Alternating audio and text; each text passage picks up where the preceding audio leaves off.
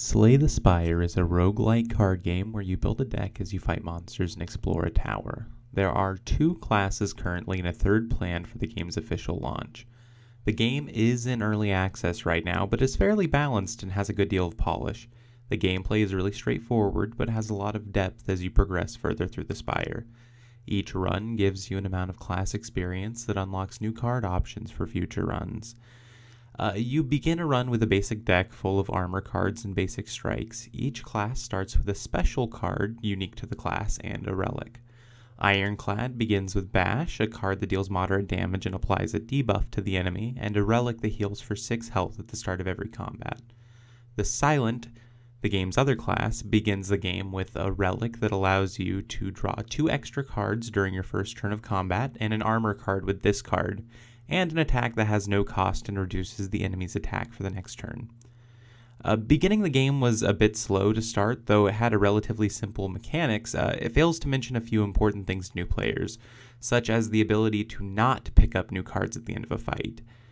After discovering that, though, the game becomes really interesting. It allows for really cool deck building options. Every run in my 10 hours of gameplay has had an extremely different deck, and has left me with a feeling that I'll get it next time. I do wish that the game had more monster variety, but because each run results in such a different playstyle, I never really felt like it was getting repetitive. This is also aided by the length of runs.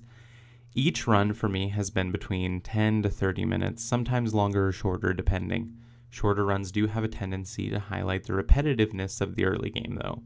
The game's difficulty is, in my opinion, just right. It's forgiving enough to allow for wacky deck building, but as you progress, elites and bosses become really difficult. In 10 hours, I still have not fully completed a run, but I think that's more of a reflection of how bad I am at the game rather than the game's difficulty. I've died. A lot. If you're fans of card games, or maybe have enjoyed Hearthstone's new dungeon run and would like something with a bit more depth and variety, then I would highly recommend this game. As a roguelite, I wish it provided more unlockables. I mean, the game has stayed fresh for me, but I don't know how well it would hold up once I hit the 20 to 30 hour mark. If you want a non-traditional roguelite that deviates heavily from the options right now, then grab it. The $15 price tag is more than fair.